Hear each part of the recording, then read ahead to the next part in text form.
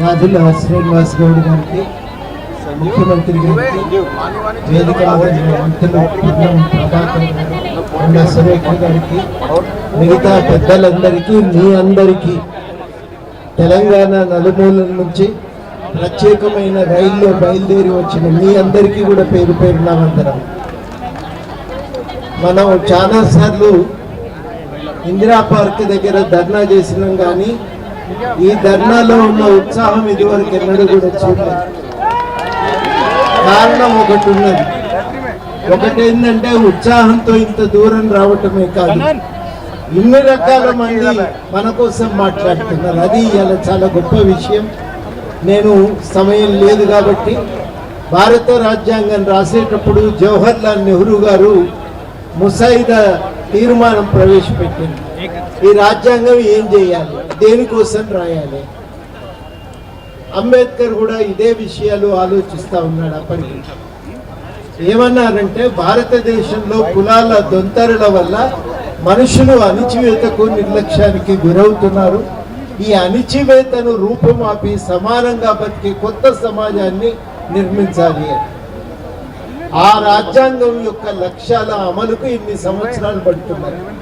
మనకు సామాజిక జీవితంలో భాగం, ఆర్థిక రంగంలో అవకాశం, రాజకీయ రంగంలో ప్రవేశం, ఇవి దొరకటానికి ఇంత తన్లాడవలసిన పరిస్థితి ఏర్పడ్డది.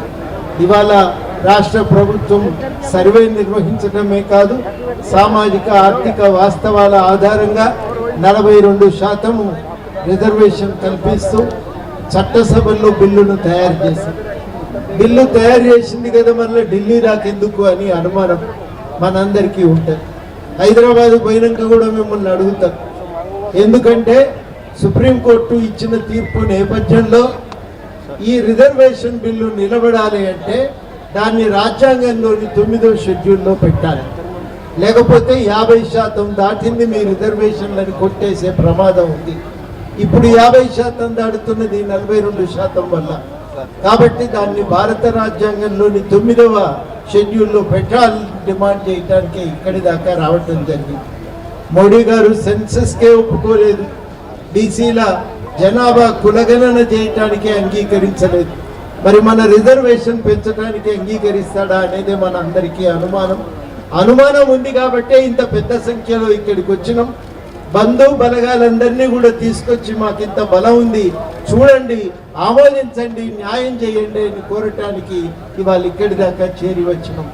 తెలంగాణలో ఉన్న పెద్ద మనుషులు కూడా ఇవాళ అందరు ఇక్కడి వేదిక మీద నిలబడి కనబడుతున్నారు.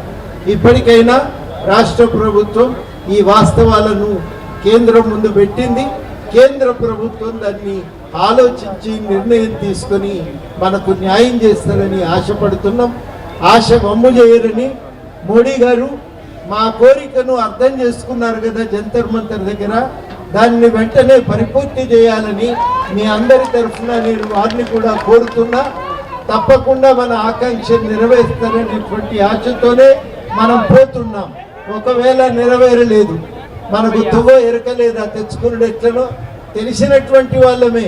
కాబట్టి తప్పకుండా న్యాయాన్ని సాధించుకోగలమనే విశ్వాసంతో ఇవాళ చూసిన తర్వాత ఇంకా ధైర్యంతో మనందరం కూడా ఉండాలని కోరుతూ, తప్పనిసరిగా సాధించి తీరుతాం, న్యాయాన్ని పొందుతాం, మన వాటాను మనం దక్కించుకోగలుగుతాం.